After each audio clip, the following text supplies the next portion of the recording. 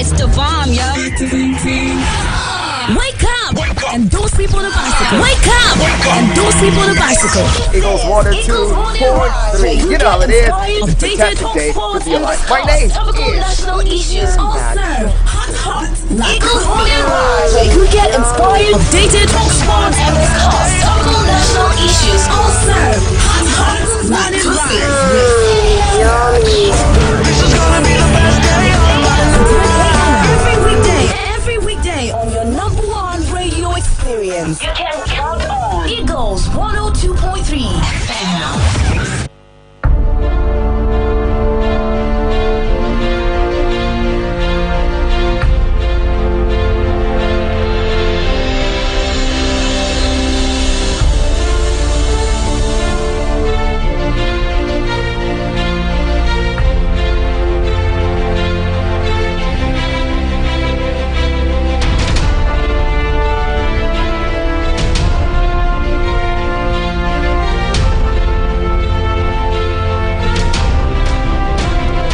Thank you so much for leaving your dials locked on your radio experience. You can count on Eagles 102.3. It's time for Eagles Outlook. And on Eagles Outlook this morning, we seek to understand what's happening in the police. The Auditor General of the Federation reports indicting the police on the missing 178,459 arms and ammunition in its 2019 report.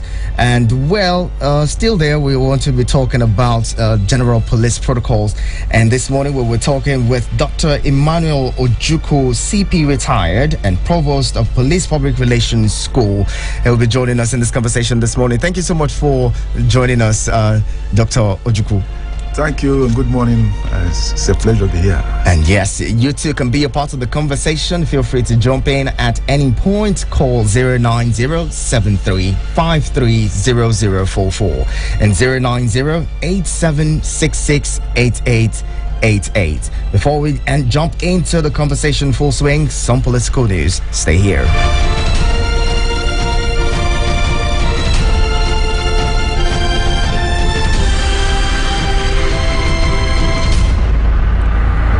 And now political news and some of the big stories making the rounds this morning. Just a week after the Director General Tinubu Support Group and former House of Representatives member Abdul Mumin Jibril disclosed that former Lagos State Governor and national leader of the All Progressives Congress APC, Asiwaju Bola Tinubu, will be contesting in the 2023 presidential election. It's been gathered that last night he had informed President Muhammadu Buhari of his aspiration, to which the president reportedly asked him to go ahead. This is coming as the governors of the ruling party gathered last night for a crucial meeting over the proposed February national convention of the party. Also in the news today, his continued romance with bandits, the DSS and states the DSS should invite popular cleric Ahmed Gumi for questioning Christian youth under the aegis of the Christian Association of Nigeria. Said on Sunday, the organization was reacting to the reported invitation of the Catholic Archbishop of Sokoto Diocese, Father Bishop Matthew Hassan Kuka, by the DSS for his comments on the state of the nation, in which he pounded the President Muhammadu Buhari.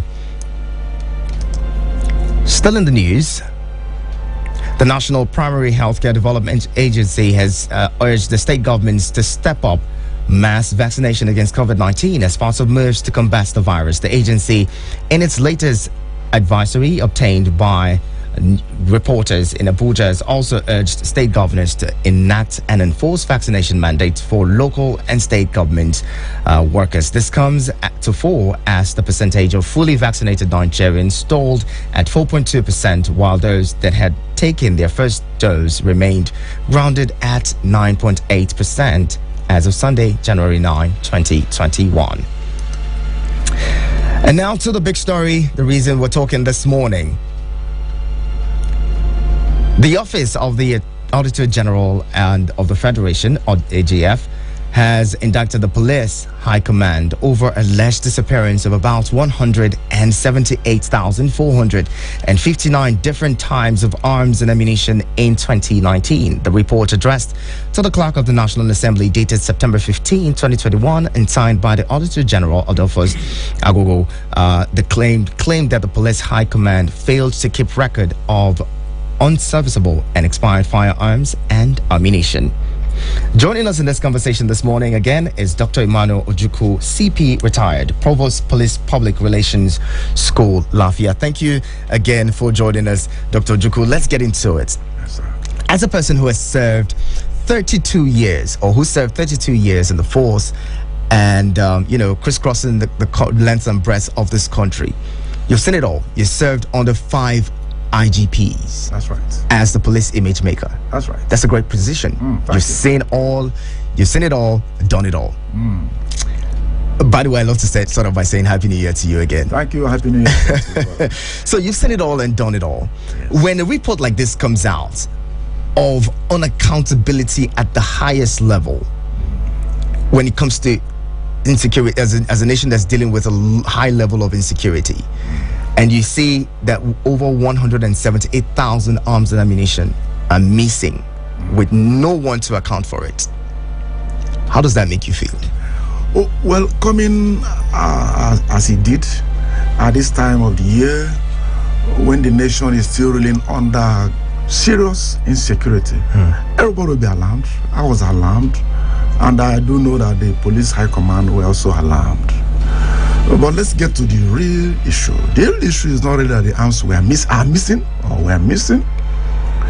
What the Auditor General of Federation did was to show that the police did not keep their records right. The returns that ought to have been rendered to the Auditor General were not rendered, or police were slow in rendering them.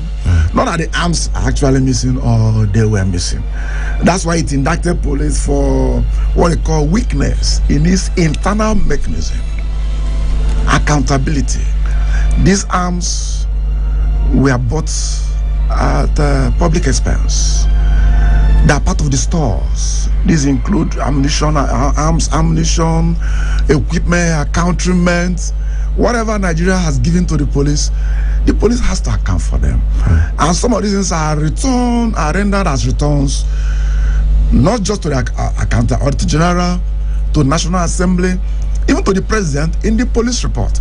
So Auditor General did his job by pointing out these lapses. But I can tell you quite authoritatively that these arms are not missing. And again, when you look at a loss of firearm, there are many areas we may look at. If arms are stolen at the point of service delivery, maybe a policeman on a beat was negligent or slack or lousy or slept on duty, his arm could be stolen by bad elements. It may be misplaced. There could be arson in a place of work, in a police station, as you noticed recently. Arms could be burnt, ammunition could be burnt. There could be attacks on police stations, as we witnessed recently in the southeast in particular, some parts of the northeast and northwest, bandits ravaging police stations, looting arms and all that. All these are areas of losses. Arms could also be lost in the battlefield. And the police are deeply involved in the fight against insurgency, banditry, criminality all over this nation in about 7,000 locations. Arms could be lost in the battlefield. There could also be accidents in the course of movement from one location to the other. If a police officer gets an accident, his arm could be misplaced, somebody could take it, maybe for safety and all that. And then, of course, there are officers who are also missing in action in the course of preventing crime, protecting lives and property in this country.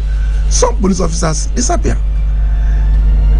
And you can't say the person has died because it will take a long time for you to know whether he has died, whether he actually died or is alive. Some may return after 9 months. And in the course of it, the arms may return or may not return. So what the Auditor General has done is right, is in line with his duties, in line with his office, that the police should make a report. If an arm is being somewhere, you should make a report and follow it through and account for it. That is being done. But what the report showed is that the police, there was a weakness, or there's a weakness in that accountability. But let me assure listeners that those arms are really not missing, they are not lost, or that proper records were not kept, or proper rendition of returns were not made to the Auditor General, and such returns will be timely because their report is time-based. This is a large number of arms and ammunition we're talking about here. Quite scandalous, yes. Very, very scandalous, Yes. like you rightly pointed out. Now, if such a thing happens, you pointed out that, well, it's because no proper records has been, no proper documentation has been done, and to show that these arms are available or not. Now, shouldn't we have had a situation where heads are rolling at the moment? If an organization leaves something in your account, there are people who who manage the armory. There are people whose job it is to take records, right? Document firearms that leave every station and when they're returned. Why don't we have a situation where we're seeing people being punished? This is almost, it's been several days now since this report made it out, and I'm sure that the police high command had a glimpse of what was happening, or, of these missing arms, even before the report made it to the clerk of the National Assembly. Why don't we have a situation where people are being investigated and, made to serve the punishment for not doing the jobs? I don't speak for the police, but let me make it clear that the arms are really not missing. Proper returns were not made. Records were not properly kept in as the case may be. But by and large, a query, what the Auditor General sent was a query. And the query is a piece of paper asking questions and demanding answers. So it's not issue of heads rolling now. The issue is the police responding to the nitty-gritty, responding issue by issue to the questions asked by the Auditor General in line with his oath of office. So it's a matter of query, and it requires an answer. Every question requires a reasonable answer. And for the police to answer, they must look inwards to find out where these leakages occurred and why they did. If somebody was negligent, didn't do what he ought to do, failed to do what he ought to do, then that's where a query may go to that person to explain this, why he didn't do what he ought to do. And in case, as I mentioned, if somebody is missing in action, if you have 40 arms in your station and 20 men went to operation and 5 didn't come back, you report 5 men didn't come back, they didn't come back with their arms. You will not say the arms are missing. You will not say they are lost. 2 of them may return later on in the subsequent year. Somebody may be in coma, and those who rescued him will keep his arm somewhere for safety. The arm is not lost. So when he recovers consciousness, as I know in one case, somebody returned after 9 months, and you can't declare him dead. You need like 7 years to declare somebody dead. He came back after 9 months. He came with his arm. So these things take some time. So it depends on the officer on ground to account for what happened to that arm. Why didn't he report appropriately? Because there's a form that every officer needed to fill if an arm went awry. That form is specified in the regulations. And that presupposes that the Auditor General, the federal government, or whoever is funding police has an understanding that arms may go the wrong way, one way or the other, either by accident or by death or by arson or whatever. But whatever happens, it's incumbent on the officer in charge of a station to make a report to the appropriate authority using the proper format that this thing happened. And these things go, they cascade from one station to the next station to the other station before it gets to the Auditor General. They also go on field checks. So if there's a communication gap between the auditors and the police, they will reflect it in their report. But that does not mean that the arms are lost. It means that somebody knew what he ought to do, or somebody wasn't quick enough to respond to a request from the Auditor General in line with his duty. So the police high command must be doing a lot of work right now to correct these things and find out if there are actually missing arms, and if they are missing, how did they get missing, and if somebody should be held accountable, that person will pay for it.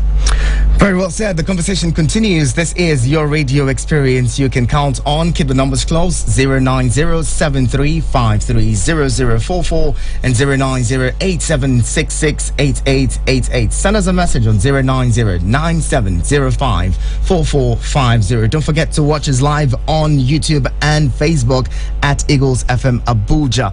Well, the conversation is around the police, the missing arms, alleged missing arms by the Auditor General of the Federation's Office and police and protocols. We'll be talking more in a bit. Keep it with us. 102.3 Abuja.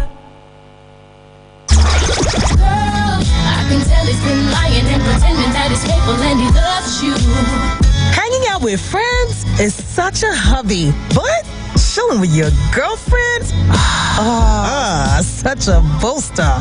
We talk about love, family, relationship, the shady, hilarious, fun, juicy, messy gossip in town. And the gentlemen aren't off the table. Girlfriends with Oli J, Mondays and Fridays at 1 p.m. Exclusive to Eagles 102.3 FM, Abuja.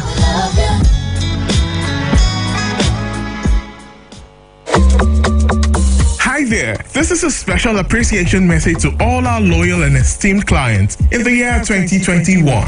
Creative Minds, Primus 2, Favor Interior Decoration, Life by Design, Apex Wave FinTech, Gium Joseph Nigeria Limited, Steel Eye Rise Foundation, Mutafitari, Rich Dad Education Consult, Vision Point, Scovers Educational, Tony Furniture, Business Hub, Jehovah Witness, NATO Consult, La Buavina, Champion Faith Church, Galaxy Center, Bold Gains International, Christ Embassy, The Voice of a Workshop, Spectre Industry, Business Giant, Good Life, Shorelight, Bitterstone Security Nigeria Limited, NP Healthcare Development Agency, Tata Asian Restaurant, Cash 24, Visa Microfinance Bank, Abuja My Home, Dakoa Ventures, Treasurefield Christian Center, Deeper Life Bible Church, Sea Palms Garden, Tushmart Supermarket, Grace View Homes, Cherry's Hypermarket, Damian Campbell, Kids Cooking Competition, NMEC, Jerome Travels, Revelation of Truth, VIO, INEC Homes, Infinox Capital, Stella Maris, Destiny Prayer Network, Goodmost Learning Center, 9 Mobile, Audible Talent, Biola Divine Heritage and Properties, Govern Reality, University of Ghana, Equity Nigeria, SBI Media, and STB McCann. Thank you for trusting Eagles 102.3 FM Abuja. Let's do more together. We look forward to greater collaborations in 2020. Tune in to the sunny side on Eagles 102.3 FM every weekday from 2 to 6 p.m. Seriously? The sun is high show. The sun is high show. Don't worry, it's not Corona. Eagles Morning Rise. Eagles Morning Rise with Prince.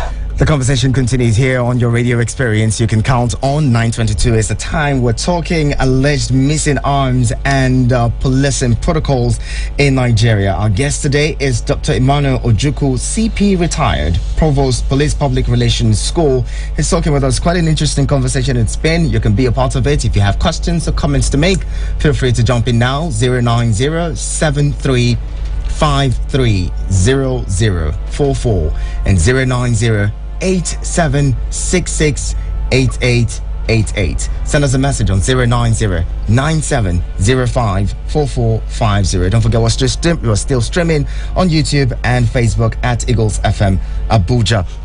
Now, Dr. Ojukwu, let's ask you about, police arrests, criminals, and they confess to being armed or, to have gotten their arms from police officers.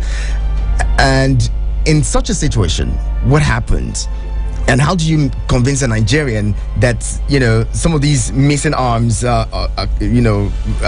reported by the Auditor General, didn't go to the hands of criminals or through police officers? Okay, let me alert Nigerians that the police is highly sensitive about arms and ammunition. If a policeman goes down, he gets involved in an accident and is removed to hospital, the first thing his commander will ask is, where are his arms and ammunition? And somebody will think the police are wicked. Somebody is down, instead of asking about his welfare, you're asking about arms and ammunition. Police are very sensitive about arms and ammunition because you do not arm your enemy. If arms are lost if an arm gets into the hand of a criminal, you have empowered the criminal person who is a serving police officer or retired or whatever. Of course, the police will follow through and get the person. If he's serving, he may lose his command because he'll go through the normal process. He will be tried on the room, may be given. A suspect is arrested, say in Bayelsa, and you find out the arm, the rifle found on him, the magazine has police colors. You look at the breech number, every arm has a number. You look at the number, you may say the number, because the magazine has police colors, it's likely that the arm itself is police arm. But each arm has a number. An arm snatched or stolen in Katsina may be found in Bayelsa. So it's the duty of the police in Bayelsa to make a contact with the Central Armory Force Armament Office, who issues these arms to various formations, to find out which command owns the rifle we found in Bayelsa, number 1818, so and so. It's up to the Force Armament Officer to cross-check and know which command it was issued to. So if you find out that the arm belongs to Katsina, it's now a communication between Katsina State and Bayelsa State for the Katsina to recover their arm and keep their records straight. But there is the issue of computerization. I'm not sure millions for crying out loud. So for you to check breach number 1414Ds on just using your paper, checking this out. I'm sure you were in Lagos at the time because I think the last time I spoke to you before we finally got you were in Lagos. Yes. And as a retired police officer, were you embarrassed by such a situation?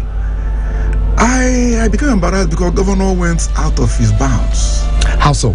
He was doing what they call illegal duty. How so? He's the chief security officer. A governor has no. The police officer answers to authority from his commander and not from a governor. Please hold that thought, sir. Hello, good morning. Hello, good morning. Hello, my friend. Good morning. Good morning, my friend. Paul, it's good to have you. How are you doing today? I'm good. Good morning to our guests in the studio. Good morning, sir.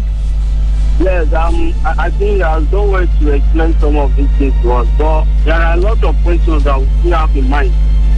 Like, for instance, in a case where you have either I don't know how to put it, either police or the military bombing suspect or bandit, how do you get the numbers of such questions? How do you get the digitalization of now we should be talking about that? Because I believe even the police itself have a unit that is ICT. There are some local arrangements that the police will make, or there are some internal arrangements that the police is supposed to have made for their own arms. As police, I believe they are very, very professional. They are supposed to be like the shining light in doing some of these things, in putting some of these things in the right track. Because if you have an ICT department in the police, they are supposed, first of all, everything that comes in, it's put into the system. And at any point in time, if you make that arrangement, then you look at the bigger one that you can harmonize with other agencies, a digitalized system of keeping their weapons or keeping data in their own formation. This shouldn't be happening at this stage. Maybe that's why some of these weapons are, in fact, that number that they take to 15 would be more than that. Because nobody has the number like we are saying, we are dealing with hard copies. They are supposed to look beyond that. What do they budget for?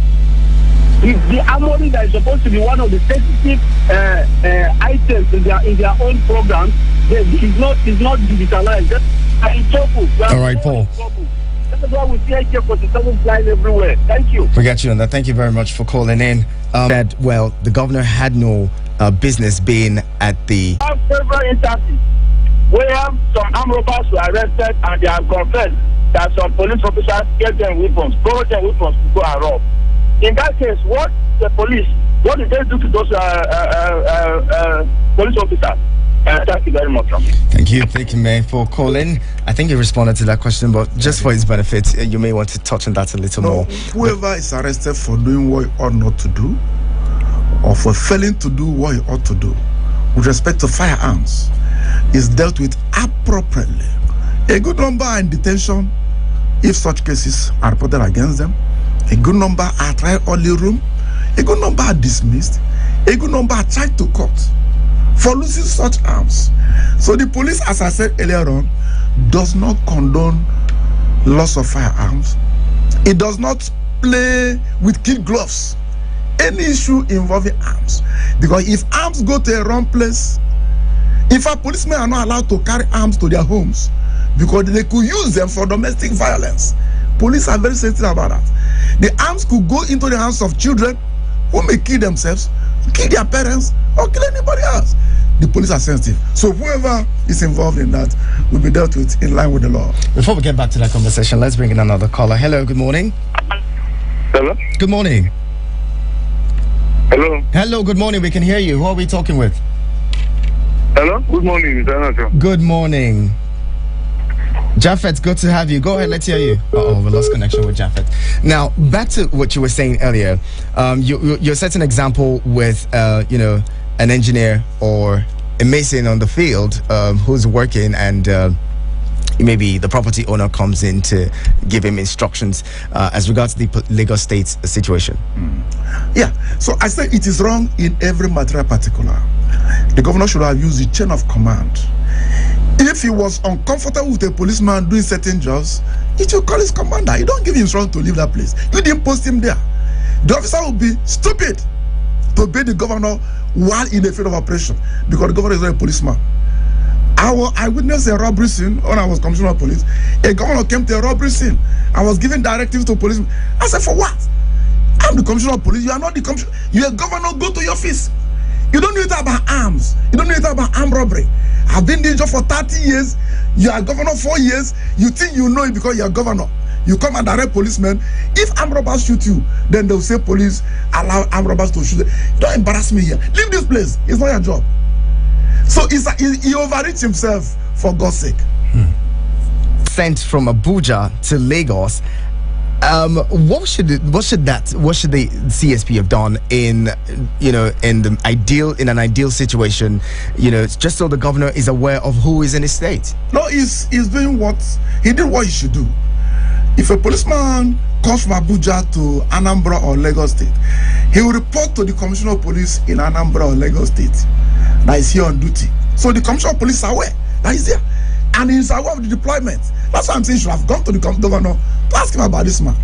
And that's a place in dispute over land. And there was a Supreme Court judgment on that issue that the governor should have dealt with long before now. Politics is involved, my friend. So they should not blame police for doing their job. That officer acted professionally. He was not rude. He only said, sir, I'm not the one. You can't move me from here because you didn't post me. Now, some of you who have been in the force, make a case against state police. Why is that so? Why are you opposed to state police? Is it because of situations like this where you don't want to take orders from the state governor? It is not an issue of taking orders. The Constitution says there shall be one police force, federal police, 214. In 215, it says the governor of a state can give orders to the commissioner of police, and the commissioner of police will do it. But that order must be a lawful order. The Constitution is very clear on that. It must be lawful. What we have found over the years is that governors don't give lawful orders. Many Nigerian politicians are not serving the public, they serve selves. You can quote me, take it to the bank. If they were serving the public, then they may get good response from officers. And we have cases in this country. I was the commissioner of police in one state, and we were after a particular known armed robber. Governor was against us for pursuing him. There was one that was killed in Benue State recently. Governor went to air, challenging the military for killing a man who has killed so many military officers. You know, they have vested interest. State policing. If the police officers in a state who come from that state are properly trained on the code of conduct, if they are professional, they will still refuse influence from governors who want to use them for personal ends. Issue is about training, it's about professionalism, and issue is also about our philosophy of power. Somebody who is in a position of office thinks that Nigeria belongs to him. He has a sense of entitlement. Dr. Juku, that's why somebody will have 200 policemen in his house. Power show. And it's dangerous. Hold that thought, Dr. Juku. Hello, good morning. Yeah, my please, I just want to ask one question. Quickly, please. This is Paul calling back. Quickly, please, Paul. Go ahead. Go ahead. We can hear you. Yes, my question to our commissioner is this. Is it constitutional that they call the governor chief security officer of a state? When they say if it's constitutional, what does it mean by chief security officer of the state? Does he have right over security men in the state? And then is it constitutional or is it in the law that through a police commissioner to first of all report to the governor? So those are the two questions I want us to get. Can you take the second leg of your question? We are missing a lot of things. Paul, please repeat the second leg of your question. Let's hear you. Actually, the second leg is that is it in the law? Is it in the same constitution that if they deploy a commissioner to a state, he reports, he first of all reports to the governor? Is it constitutional? Okay. Or is it in the law, or is it in the Police Service Commission law for that to be done? Okay. All right. Thank you very much for that question. You want to respond to that? Well, let my friend Paul know that many commissioners of police that go to commands, they do so with the knowledge of the governors. And some governors have rejected police commissioners sent to them. Because it's actually the Police Service Commission that deploys police commissioners to states. They sound out the governors. So some governors say, I don't want this commissioner of police to come to my command. So whether he wants him or he doesn't want him, whenever he gets there, he must report to the governor because the governor is number one citizen of that state. He's number one in that state. All right. Hello, good morning. Good morning, my dear brother. Good morning. How are you? I'm very well. Thank you. Good morning to your guest. My name is Mayowa. Mayowa, it's good to have you. I've been listening to your guest and I'm concerned the position is taking. The issue in Lagos, if, take for example, there was no involvement of the governor and there is total breakdown of law and order, even with the policemen that are there, the policemen that are there, they are there to protect life and property. And if the people there are convinced that these people are here to protect only a section of the people, there is tendency for violence. And if violence erupts, will the police there be shooting people? Would they be killing people there? There's somebody who is constitutionally empowered to take charge of the security and the life of people in Lagos State. And the man is already predicting that there is possibility of violence. And he came to the scene to ensure that there is orderliness. And the police officer is saying, or your guest is saying that he's on a legal duty. Okay, take from me that if there is violence from that incident, and there is crisis in Lagos, who will they accuse? Is it not the governor that will be blamed that he allowed that issue to trigger to get to that level? And he's saying that the governor that is elected by the people is on illegal duty. I disagree with him 100%. Okay. Police, they don't want to listen to other view. I disagree with him. The governor was right to be at that scene and to give an order. Okay, thank you very much, Mayowa, for your position. Dr. Ojukwu will react to that in a bit. Stay with us on your radio. Attention!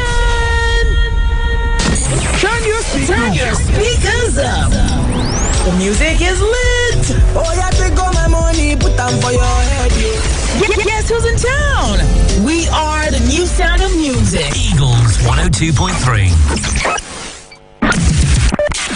The 102.3 Extra Show, guys. Listen, literally is exciting in the morning. It's crazy. Like, come and see. Come and see. I'm so happy to be here and listening to you, Oli J. You're always doing things amazing, Oli J. Always. The 102.3 Extra Show, guys. Everything is alliteration situation. And if you like to have fun, you do vibes on vibes. E for energy, baby! You need to stay connected and join me on the 102.3 Extra Show. If you do not like vibes, get out.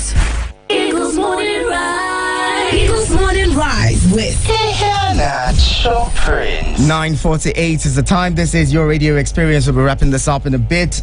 Quickly, we've been talking about the alleged missing arms as well as general police protocols or policing protocols with Dr. Emmanuel Ojukwu, CP retired, and Provost Police Public Relations School, Lafia. He's joining us. You two can be a part of the conversation quickly. 090-7353-0044 and 090-8766-8888. Before we took that pause, Mayowa disagreed with you on the position of the governor of Lagos State, Babajide Sanwo-Olu, being at the scene of operation at Magodo Estate.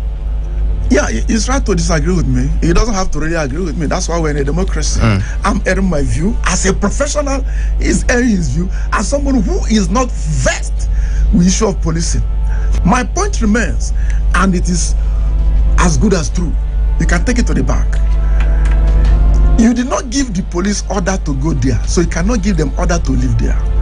The police will answer to their commander. The Constitution 215 said that the IG is the supreme commander of the police, not governor. Not governor. And every police deployed in a state was deployed there by the IG. So he's the commander. If you have issue with a policeman in a place, report to his commander. You are here now in this studio. Maybe you want to read a news item. Your director comes, the owner of this place comes. Don't read this item number, this and this. How do you feel the gap? When you get there, you jump it. Maybe you begin to play advertisement. No, it's wrong now. It will create a dissonance. Things should be done properly in a disciplined organization, in a little society. But some of them assume too much. That is the truth. The governor has no business going to a scene of violence. He has no business going there. He should report to the commanders who are managers, practitioners in the issue of managing crisis. If that place was boiling, governor going there may even provoke the situation because he could have solved that problem before that incident happened. But he didn't do so. And immediately police did what they did. He went and formed a committee and they solved that. Why didn't he do it in advance? So I think he was playing to the gallery. You can quote me. Okay, quickly before we close in 1 minute, let's talk about extortion. Allegations of extortion. You're someone who has served in the southeast, and that region has been plagued for quite a while now by what many people have described as police high-handedness and extortion. I recently traveled to the east and. You could describe it as after every poll there's a police checkpoint or there's a police point where people are collected. I physically saw police officers give change to people who give them money. Yeah. I have also seen that. Let me say I served in 16 states in the course of my 2 years of service in Nigeria. And I've traveled to all the states of the Federation. I know every part of Nigeria. Okay. Policing is environmentally determined. The environment determines the tone of policing you get. A situation where in an area where there's good economic activity, chances of corruption are higher. Police in Lagos will more corrupt than police in Zamfara or police in Kebbi. So you acknowledge that there's corruption in the police? There is, of course, now there's corruption in policing. That's why police is dealing with it. And not just in police, in Nigeria. When Transparency talks about corruption in Nigeria, they're not talking about the police, talking about Nigeria. We have corruption problem in Nigeria. That's why the president put anti-corruption as one of his agenda, because there's corruption in the country. Police are also corrupt, and as corrupt as Nigerians are corrupt. But this is, what are you doing with it? Does police hide corruption? The answer is no. The one I know is that if they say there's a pigeon or a broken English, they say if you roast beer, you smell it. Let's bring in a caller. Hello, good morning. Thank you very much. Mayowa calling back. Quickly, Mayowa. I just want to say that there's no way you eradicate corruption in the police. Not only police, among Nigerian government officials, until they are adequately catered for. If their welfare is neglected, they are poorly paid. And in order to survive, they will continue to look for opportunity to live. Government of Nigeria must pay their workers. Nigerian police are subjected to most difficult situation in the world. There's no way you expect the best from them. That's just my position. Thank you very much. Thank you. We have to wrap this up. Dr. Ojukwu, what would be your final words as we close? Yeah, the Nigerian police is a creation of Nigeria, and Nigeria should give the police every support it deserves. Recently, there was an increase of police salary for 20%. 20% of 50,000 is just 10,000 naira. So somebody earning 50, you're not making 60, and you think he'll be very happy, he will still smile home. He cannot smile home because his colleague elsewhere is earning 2 million every month. He went to the same school. Let welfare be okay. Let police be properly equipped. Let the police trust fund be properly motivated to do their job, and let policemen let the police look inward to rid itself of bad elements and to give itself a better image for Nigerians to trust them. Thank you so much, Dr. Emmanuel Ojukwu, CP retired and Provost Police Public Relations School. Thank you so much for talking with us this morning. Quite an interesting conversation. We hope to have more of you on the program. And guess what, ladies and gentlemen? It's not Olije this morning. My name is Nene. Hi, Haracho. Good morning. Good morning. How are you doing? I'm doing fine. How are you? I'm good. How was your weekend? My weekend was great. How was yours? Very good. Very good. I'm hoping that you're going to have a swell time with the 102.3 extra people this morning. Of course. So what's coming ready. on? What's coming on? What's coming on? Well, today is Monday Motivation, so we have some motivation tips here and there. Okay. It's also the second Monday in the month of January, so I'm just going to prep you and all that. Just get ready. That's what's up. Nana is here, ladies and gentlemen. My name is Ihiana Chop Prince. Keep it with us on your radio experience. You can count on. Business News is up next, and right after that, Nana hits the airwaves with 102.3 extra. Again, thank you to our guest this morning, Dr. Emmanuel Ojukwu, CP retired. Thank you so much for being on the program. All right. Welcome to Eagles 102.3 News Beats. Here is the business news beats. Reports from the National Bureau of Statistics have shown that foreign investors appear to have boycotted the Nigerian market as capital importation has dropped by $4.08 billion in 1 year. Between January and September 2020, total capital importation amounted to $8.55 billion. A breakdown of the 2020 figures shows that in the first quarter of 2020, capital importation into Nigeria stood at $5.85 billion, representing an increase of 53.97% compared to the fourth quarter of 2019.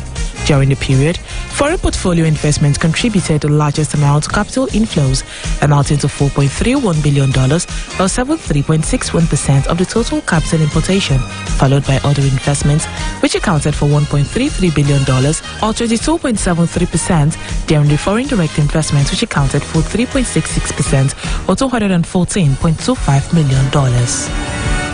The Senate Committee on Public Accounts has begun investigation of 14.7 billion naira proceeds of privatization of the defunct Power Holding Company of Nigeria, allegedly hidden in commercial banks by the Bureau of Public Enterprise. The committee is acting on an audit query in the Auditor General of Federation's annual report on non-compliance and internal control weaknesses issued in ministries, departments and agencies of the Federal Government of Nigeria for the year 2019. The acting Auditor General of the Federation, Adolphus Agugu, had presented a report to the Clerk of the National Assembly, Ojoyemos, on September 15, 2021, while the Senate and House Committees on Public Accounts began investigation on the queries. The defunct government's owned Nigerian Electric Power Authority was privatized and renamed PHCN, which was later unbundled to become the present generation and distribution companies. Nigeria's crude oil earnings were depleted by about 1.474 trillion naira between January and October 2021 due to various concerns at terminals that prevented the production of 50.788 million barrels of oil during the 10-month period.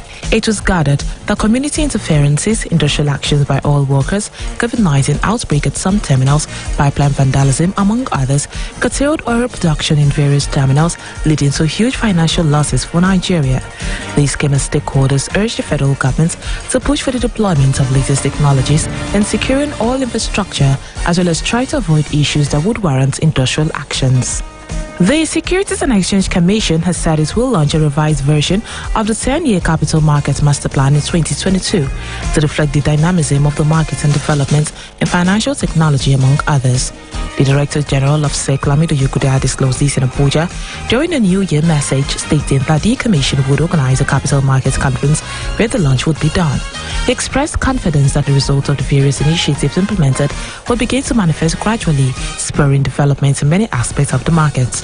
According to him, as the restrictions of COVID-19 and its variants are eased up, the market will witness renewed confidence expected to introduce fresh investments from domestic and foreign investors.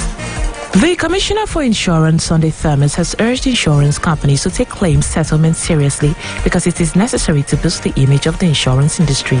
Thermos said this in Lagos at the event for insurance companies. He said one issue that has been set in the industry on a reverse gear in its development efforts is the issue of claim settlement. A few among them have been making this work a tedious one by not paying claims promptly.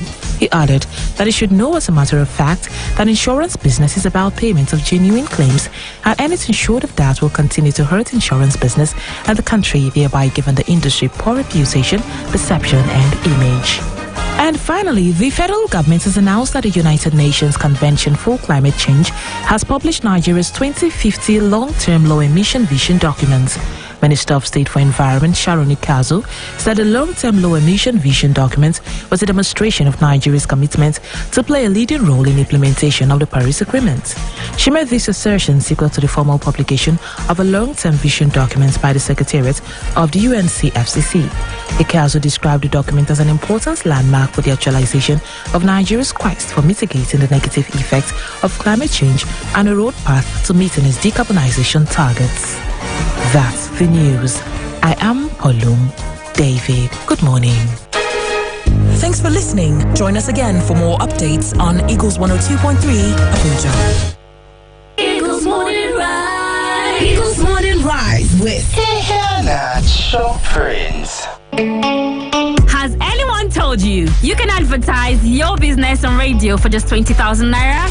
Get a chance to talk your business for 30 minutes on The Entrepreneur. Mondays to Thursdays, 3 p.m. on Eagles 102.3 FM, Abuja. For more inquiries, call 090-9984-4433.